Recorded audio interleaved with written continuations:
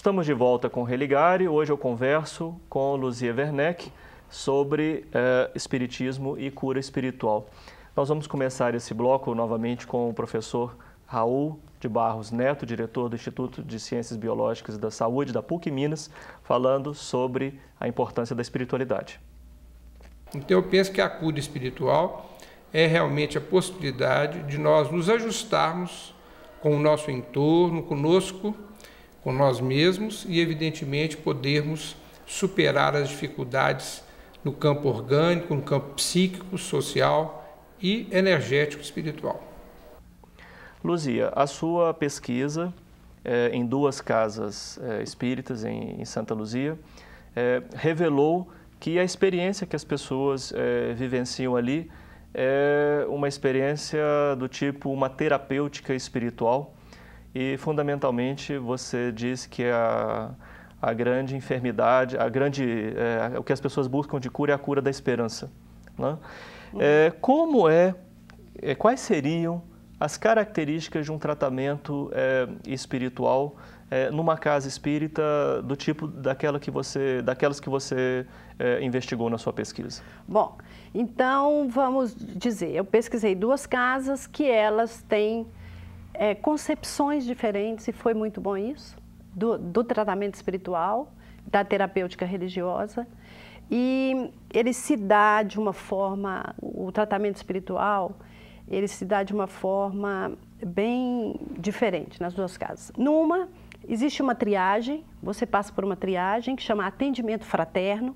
Algumas casas dizem que o atendimento fraterno acontece depois do tratamento espiritual, mas numa dessas casas existe um atendimento fraterno, a pessoa vai, é como se você fosse um terapeuta. Você vai, é atendido, você fala das suas dores, você fala das suas angústias, uma pessoa anota aquilo é levado para uma reunião mediúnica, a espiritualidade dará a medicação adequada. O que nós chamamos de medicação adequada? Vai dizer para você, quantas reuniões você vai frequentar, quantos passes você vai tomar,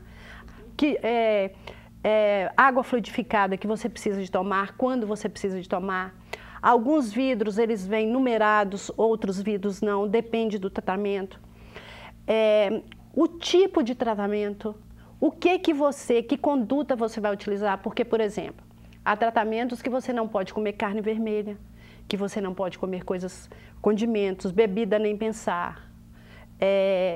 Você tem que se harmonizar, você vai se harmonizando. Você vê que na sua pesquisa, o que você viu, que se passa ali, é uma terapêutica espiritual que orienta para a harmonização. Você chegou a discutir com o professor Mauro, ou mesmo com a banca, né? Professor Pedro Ribeiro, professor Marcelo Camus, participaram da sua banca. Vocês chegaram a discutir sobre a eficácia simbólica desse tratamento?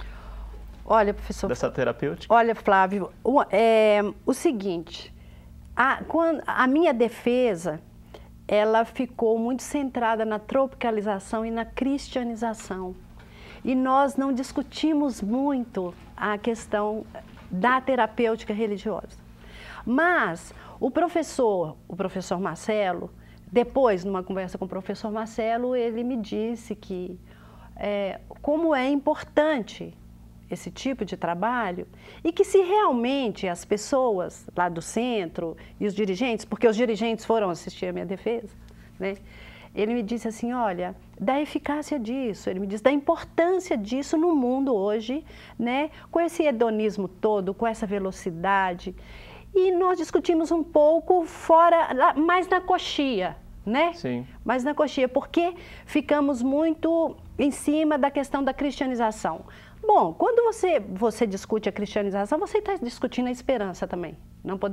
A gente não pode deixar de negar que era o princípio fundamental do Cristo, era a esperança.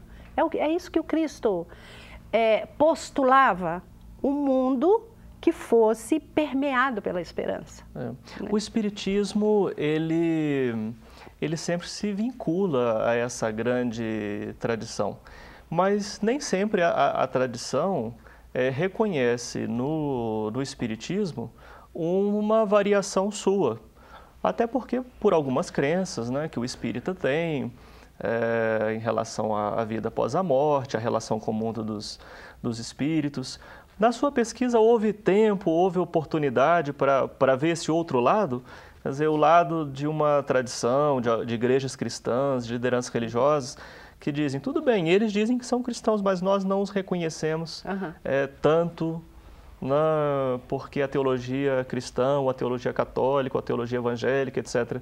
Você chegou a ver essa questão? Sim, inclusive tem uma parte na minha pesquisa que é assim, o título, o iluminador é o seguinte: o espiritismo é uma doutrina dos espíritos ou uma religião dos espíritas? Por quê? Pelo seguinte, isso eu encontrei muito. Os espíritas, eles não são reconhecidos pela maioria, né, como cristãos, justamente pela questão, né, da salvação. Por problemas doutrinários, sim, teológicos. Sim, Por diferença. Não? E eu deixei claro que eu não ia me arvorar a fazer esse tipo de discussão ali. Porque ali não era o fórum dessa discussão. Claro. O meu fórum de discussão era a terapêutica religiosa. Porque se eu me embrenhasse por esse caminho, talvez eu desestabilizasse um pouco a pesquisa, porque ia ficar centrada. Se é cristão ou não é cristão, e eu ia perder esse momento de dizer que essa cristianização, ela é descolada da questão da salvação. Sim. Ela é descolada. O que eu discuto são os princípios cristãos. Sim, de uma moral cristã no sentido mais amplo. Sim, a caridade, a esperança, né? O poder que nós temos, poder, aspas nessa palavra poder que nós temos de buscarmos essa esperança, mesmo que esse mundo esteja do jeito que está. Então, eu fico pensando assim, qual que seria a contribuição dessa minha pesquisa, né? Porque eu me apaixonei... Obrigado, você já até fez a pergunta que eu queria fazer. Eu me apaixonei pela pesquisa e, inclusive, durante a pesquisa, eu fiz 2 tratamentos espirituais para eu poder sentir, porque eu acho que isso também... O que é que digamos, o crente Sim, experimenta? Como, por exemplo, assim, quando o médico toma um medicamento, que ele quer saber como é que é o efeito desse medicamento, eu fiz 2 tratamentos espirituais durante o desenvolvimento da pesquisa. E olha, realmente harmoniza, né? E aí eu fico pensando, foi o espiritismo que fez isso comigo ou eu mesma? Isso estava, né? Um pouco assim, é um pouco de maiêutica, digamos assim, né? Isso estava e eu dei à luz. E isso veio à luz, né? Foi como se eu tivesse parido isso, essa minha esperança, essa minha vontade, né? E eu experimentei isso. E eu conversava durante o tempo da pesquisa, eu não fiz a entrevista e deixei a pessoa para lá, não. Eu conversei durante todo o tempo da investigação, eu conversava com as pessoas para ver, para sentir, para perceber como é que aquilo estava acontecendo, aquele movimento. Realmente existe cura? Nós podemos falar que há uma cura? Ou nós podemos falar que há uma quietude deste coração? Esse coração se aquieta no bom sentido, né? Ele se aquieta, ou seja, essa arritmia que a desesperança traz, essa arritmia se aquieta. E esse coração passa a bater com mais vagar. Sim. E a pessoa, ela entra num estado que ela que é esse um princípio maior, que ela que vai cuidar Sim. da sua evolução espiritual. Luzia, está quase acabando, mas eu não posso deixar de perguntar para você, para a cientista da religião Luzia Werneck. Seria possível universalizar essa hipótese que você investigou, de que a terapêutica numa casa espírita é uma terapêutica religiosa, para outras terapêuticas em outras igrejas, em outras experiências? Você acha que essa terapêutica que acontece ali, ela acontece também em outros lugares? Uhum. O professor Pedro, quando ele estava me arguindo, ele disse o seguinte: precisamos sim encontrar um conceito de religião. Precisamos ter um conceito de religião para podermos, inclusive, trabalhar esse tema. Ele me disse isso, assim, no finalzinho, eu achei muito importante. Agora, Flávio, E isso que você está me perguntando, eu gostaria de ter terminado a minha dissertação com isso, dizendo isso, que, para mim, um local sagrado, ele é, antes de tudo, terapêutico. Não importa a denominação religiosa, você quer dizer? Isso. E cada um vai buscar o lenitivo, vai buscar o medicamento que melhor, né? Que vai se adequar melhor ao que você está sentindo e o que você está vivendo. Eu não posso dizer que, por exemplo, um judeu, ao entrar numa sinagoga, que ali não seja terapêutico. Claro que é. Quando você senta com um rabino e o rabino te aconselha, quando você senta com um pastor e ele te aconselha, quando você senta com um padre e ele te aconselha.